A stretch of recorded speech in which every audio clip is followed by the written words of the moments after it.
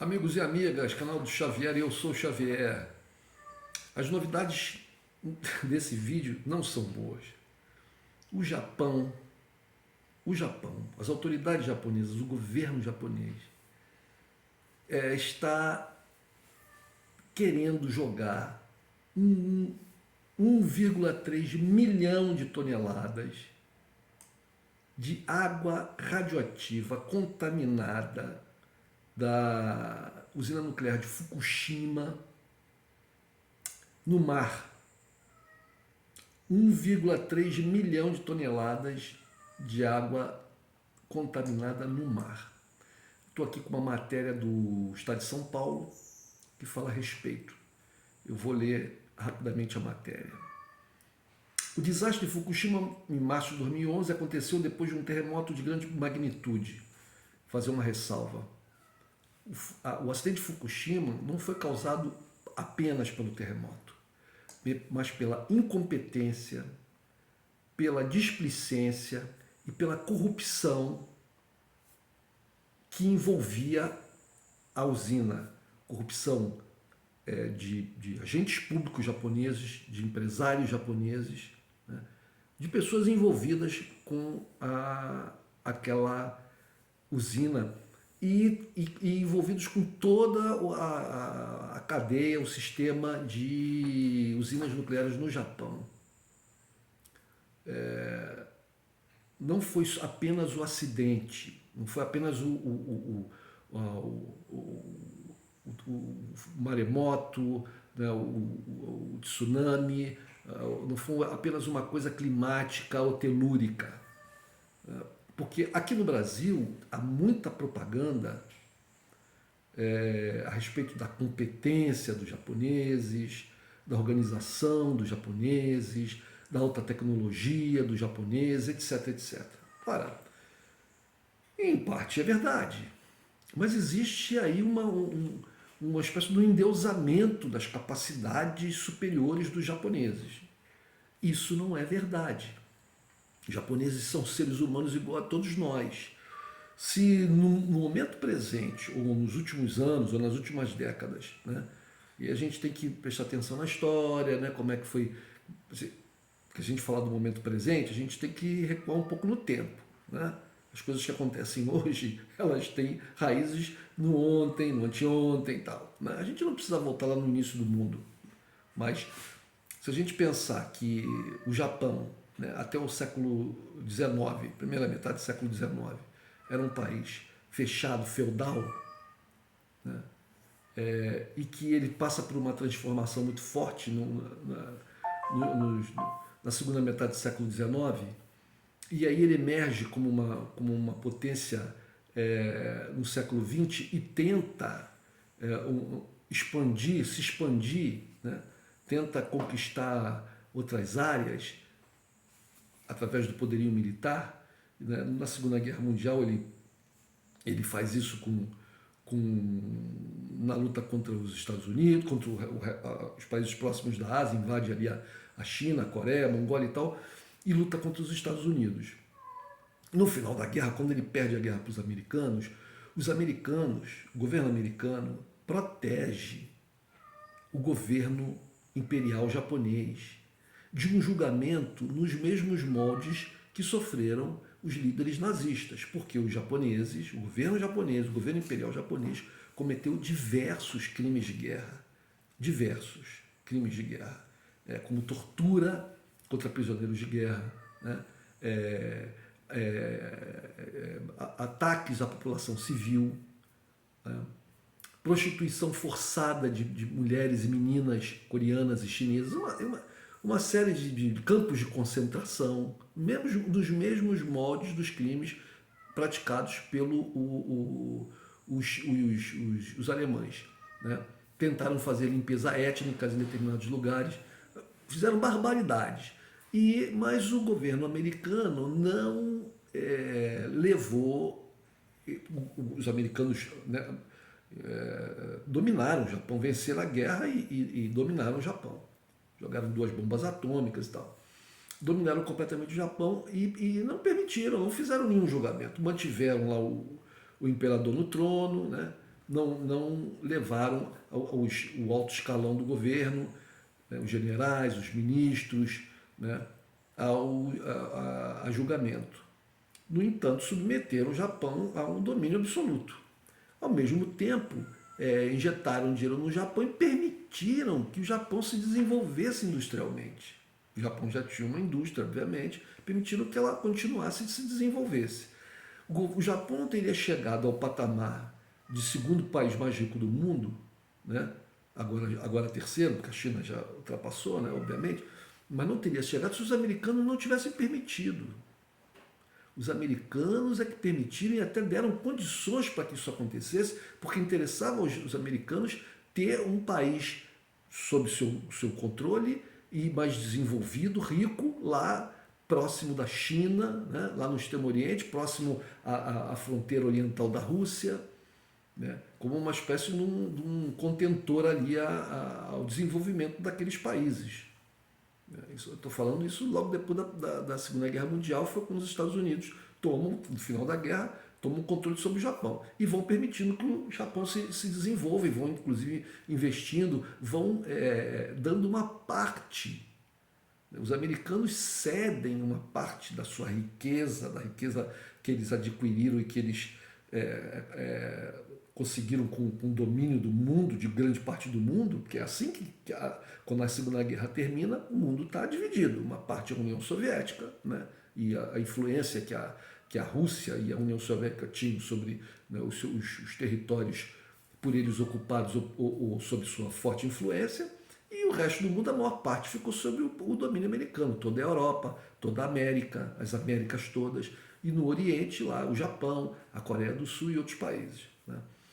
E, portanto, os americanos permitiram o desenvolvimento do capitalismo japonês, porque estaria inserido dentro do capitalismo mundial, dominado pelos americanos. Então, nenhum país, depois da Segunda Guerra Mundial, se desenvolveria sem a permissão, ou nos modos socialistas da União Soviética, né, se ele pertencesse ao círculo ali da União Soviética, não se desenvolveria, e no lado capitalista, se não fosse por permissão dos norte-americanos.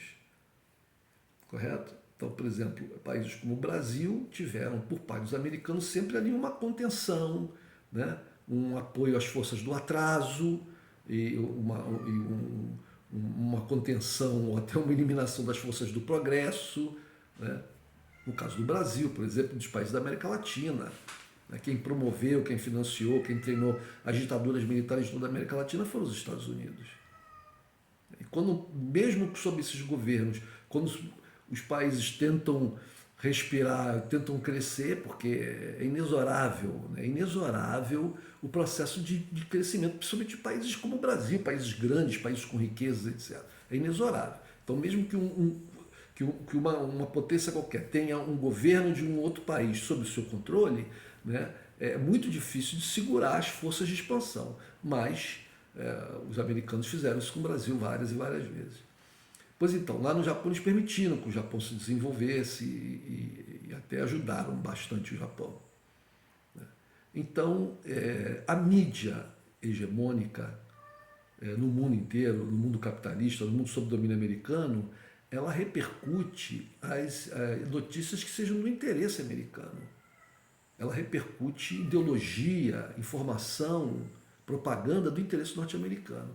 Então, aqui no Brasil, era vendida, é vendido para o Brasil, era vendido e é vendido ainda até hoje, né, uma boa imagem daqueles países que fazem parte do eixo de poder americano. Então, a Inglaterra é um deles, né, o Japão é outro, a Coreia do Sul é outro, Israel é outro. Então, para nós aqui é vendido sempre uma boa imagem desses países. Então, os japoneses é vendido isso, que eles são ricos, porque são competentes, porque são trabalhadores, porque são organizados, porque são quase que superiores. Quase que superiores. Então é triste para aqueles que se deixam iludir quando chega uma notícia como essa, né? Que o governo japonês vai jogar uma quantidade absurda de água contaminada por radiação do acidente de Fukushima, que o governo japonês, desculpe, gente, o governo japonês poderia manter essa água estocada. É claro que tem um custo, tem um trabalho, né? Mas o mais fácil é jogar no mar, prejudicando seus próprios pescadores. E essa radioatividade vai se espalhar pelo mar e, obviamente, vai atingir principalmente os países mais próximos, ali do próprio Japão. Mas as correntes marinhas podem levar essa água contaminada até para o Brasil. Sei lá, né? Até para o Brasil. Então vamos lá, gente. O desastre de Fukushima, março de 2011. Aconteceu depois de um terremoto de grande magnitude, 9 graus na escala Richter. Realmente foi um terremoto violentíssimo, que gerou um tsunami de escala épica. Várias cidades costeiras da região nordeste do país sofreram inundações, incluindo Fukushima, local da central nuclear Fukushima Daiichi, operada pela TEPCO, subsidiada da General Electric. Escutem o que eu falei, General Electric é uma empresa norte-americana. A General Electric é uma empresa norte-americana. Era ela que operava a usina de Fukushima. Vocês vejam como a economia japonesa é completamente imbricada com a economia americana. Houve cerca de 18 mil mortes e milhares de desabrigados. 18 mil mortes. Eu me lembro de uma reportagem do Fantástico da Rede Globo na época, em que falava a propaganda, a lavagem cerebral, de como um mês depois do acidente, os japoneses já tinham reconstruído ruas e mostrava fotos locais que foram atingidos pelo tsunami, e um mês depois como já estavam reconstruídos. E aí as pessoas falam, os japoneses, olha só os japoneses. Pois é. Mas no Japão, gente, tem máfia, a famosa Yakuza, máfia japonesa, que mata, que trafica, que sequestra. O índice de suicídio lá é altíssimo, porque é uma sociedade muito repressora. Isso é uma herança do passado deles, muito militarizados. Os japoneses eram extremamente militarizados, viviam em guerras constantes uns contra os outros, clãs contra clãs. Quem quiser pode pesquisar a história do Japão, vai ver isso tudo aí. Ou seja, eu tive um amigo, quando eu era bem jovem, tinha um amigo meu, que era um descendente japonês. Trabalhei com ele numa empresa pública aqui no Rio de Janeiro. E naquela época, estou falando de início dos anos 90, final dos anos 80, o Japão era uma potência econômica, porque nos anos 90 eles entram numa recessão que eles estão até hoje. Eles são ricos, mas pararam, não crescem mais, pararam ali. Não conseguiram mais, aquele processo de crescimento que eles tinham, estagnou-se. Mas naquela época ainda havia um processo de crescimento. Então esse meu amigo e milhares de brasileiros de origem japonesa foram para o Japão. Esse meu amigo foi. Qual era o esquema? As pessoas iam para lá, mas para empregos de baixa qualificação, para trabalhar como operários em fábrica. Como nós vivemos aqui num país terceiro mundo com uma moeda super desvalorizada, o salário que esse meu amigo ganharia lá como operário numa fábrica parece que de bananadas, né, era superior, bastante superior ao salário que ele ganhava como empregado de uma empresa pública no Rio de Janeiro. E, portanto, ele foi. Foi, mas voltou poucos meses depois. Por quê? Bom, ele falava japonês, mas com dificuldade. Ele não tinha o domínio absoluto do japonês, da língua. Mas isso foi apenas um complicador, porque no Japão, segundo eu me lembro dele me dizendo isso, as pessoas, os japoneses natos, os japoneses que viviam lá no Japão, mantinham distância e tinham preconceitos e tinham um tratamento diferenciado com esses descendentes de japoneses que voltavam, que retornavam ao Japão para trabalhar. Eles não eram bem aceitos pela sociedade japonesa. E o fato dele não dominar bem o idioma ainda era um complicador a mais. Então ele foi se sentindo muito isolado lá, muito discriminado, né, sem conseguir fazer amigos e tal, e não aguentou e voltou para o Brasil. porque de japonês esse meu amigo só tinha realmente a aparência. Ele era flamenguista doente,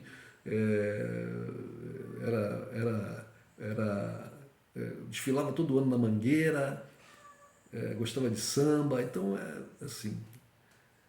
Mas é isso. Então, o Japão vendem para nós aqui, sempre venderam, né, desde de muito tempo, vendem uma imagem do Japão para a gente que é a melhor do mundo. E muita gente compra essa imagem. Mas vamos ao resto da notícia. Bom, houve 18 mil mortes e milhares de desabrigados, mas a tragédia ainda está longe de terminar. Porque a água contaminada de Fukushima será despejada no mar. Passado o caos, os japoneses não tiveram alternativa a não ser resfriar os reatores com água do Pacífico. E desde 2020 há a ameaça de livrar-se das águas contaminadas no mar. Logo depois do acidente, o Japão já despejava água no mar. Entretanto, os protestos internos e externos obrigaram o país a cessar os despejos. Realmente, eu me lembro que lá no passado eu li matérias que falavam sobre esse despejo de água contaminada radioativa no mar. Houve muitos protestos, eles pararam. No total, são 1,3 milhão de toneladas de água que estão estocadas. A TEPCO diz que usou um sistema para purificá-la e torná-la menos prejudicial. Contudo, em 2018, um grupo de especialistas descobriu que a água continha não apenas trítio, que é um metal pesado lá da produção, né? Uma coisa que é descartada na água, no processo de resfriamento, mas igualmente outros materiais radioativos, como carbono 14, cobalto 60, estrôncio 90, todos altamente prejudiciais aos seres vivos. Segundo a Global Chinadale.com, a TEPCO também disse que a água radioativa seria diluída com água do mar. Contudo, estudos mostram que 1 litro de água radioativa precisa ser misturada com 254 litros de água do mar para que fique adequadamente limpa, ou seja, levaria pelo menos 30 anos para o processo ser concluído. Enquanto isso, países insulares do Pacífico, além da China, Coreia do Sul e Taiwan, fazem forte oposição, insistindo no armazenamento de longo prazo e processamento usando a melhor tecnologia disponível. Atualmente, há cerca de 1.000 tanques de água ao redor da usina. Entretanto, a cada dia, mais 170 metros cúbicos de água residual se acumulam. Ora, mas poderia ser mantido isso. 30 anos, gente. 30 anos passa muito rápido. 30 anos passa muito rápido. Manter piscinas com água contaminada estocada não é um problema tão difícil assim para um país como o Japão fazer, né? Relatório do Greenpeace. Para o Greenpeace, em relatório de 2020, a recomendação do subcomitê MET para descarregar o material no meio ambiente claramente não foi baseado, quer dizer, a recomendação não foi baseada na ciência e engenharia, mas apenas no interesse político do governo japonês e a viabilidade futura da TEPCO. Apesar de toda a oposição, o governo aprovou o plano do operador da usina para liberar suas águas residuais radioativas tratadas no mar em 2023. Segundo a AP News, o presidente da Autoridade Nuclear do Japão, Toyoshi Fuketa, disse que o plano é feito de forma conservadora. Desse modo, o impacto da radiação no meio ambiente ainda pode estar abaixo do limite legal em caso de riscos imagináveis. Ao mesmo tempo, o diretor da Agência Internacional de Energia Atômica, Mariano Grossi, está no Japão para se reunir com altos funcionários, segundo a AP, Agência de Notícias AP. Já a Reuters informou que a TEPCO planeja filtrar a água contaminada para remover isótopos nocivos, além do trítio, que é difícil de remover. Em seguida, ele será diluído e liberado para liberar espaço na planta e permitir que o descomissionamento continue. O descomissionamento é a interrupção, a parada total, né, e a aposentadoria total da usina. Apesar do plano ter sofrido forte oposição dos pescadores locais e de parte da comunidade internacional, o caminho do mar é o mais curto e o mais barato. Portanto, mais uma vez, os oceanos serão usados para o descarte da água, mesmo com o risco de trazer consequências sérias para a vida marinha. Então, gente, é isso.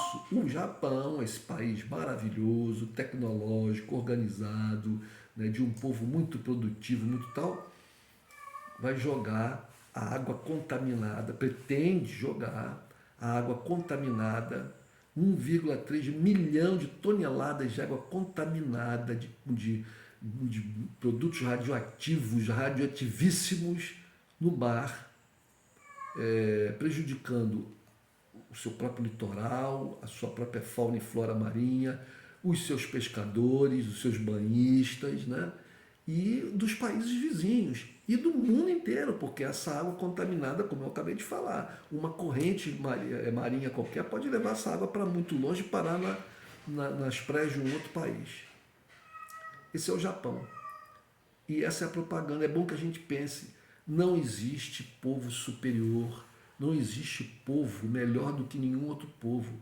Os povos passam por momentos históricos, né, em que no momento eles estão mais organizados e produzem coisas melhores para si próprios e até para os povos do entorno ou do planeta, né, conseguem influenciar, conseguem desenvolver uma civilização, uma cultura que influencie positivamente o planeta. Em outros momentos eles estão, né, no descenso, eles estão em períodos de pobreza, de submissão, às vezes a outros povos, de desorganização completa, de lutas políticas intestinas que levam a desgraças muito grandes. Essa é a ascensão. Então, aqueles povos que foram grandiosos no passado, períodos posteriores, né, caem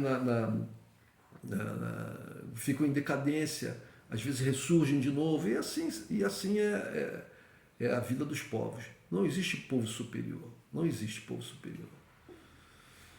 É isso, gente. Um abraço.